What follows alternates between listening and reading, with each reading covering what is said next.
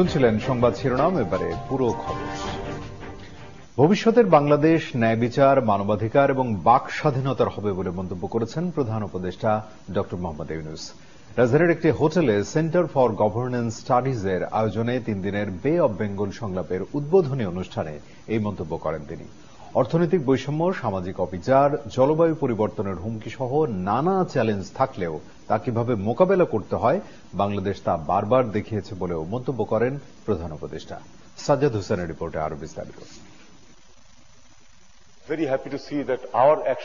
রাজধানীর সোনারগাঁও হোটেলে 3 দিনব্যাপী বে অব বেঙ্গল কনভারসেশন বা বঙ্গোপসাগর সংলাপের আয়োজন করে বেসরকারি গবেষণা সংস্থা centre for governance studies CGS.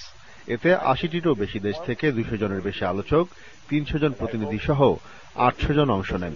সংলাপের এবছরের প্রতিপাদ্য একটি ভঙ্গুর বিশ্ব।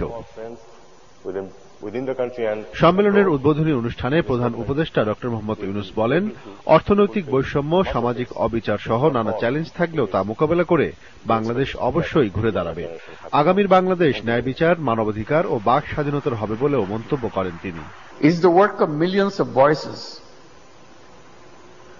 voices of the entire nation, voices that have demanded change, voices that continue to push us all to build a future based on human rights, freedom of speech, justice and inclusion.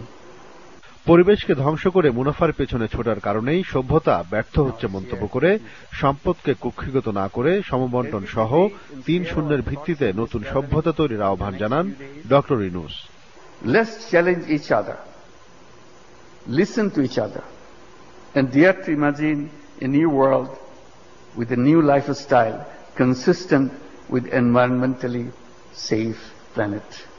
তরুণদের দাবি পূরণে আজ জাতীয় ঐক্যবদ্ধ মন্তব্য করে প্রধান উপদেষ্টা সবাইকে ধৈর্য ও সাহসের সাথে সব সমস্যার সমাধানে এগিয়ে যাওয়ার আহ্বান জানান। Nothing is impossible for human beings if only we pursue it hard enough. Sajjad Hossain, GTV news, Dhaka. রাজনৈতিক ঐক্যের মাধ্যমেই অন্তর্বর্তী সরকারকে সংস্কার কাজ করতে হবে এবং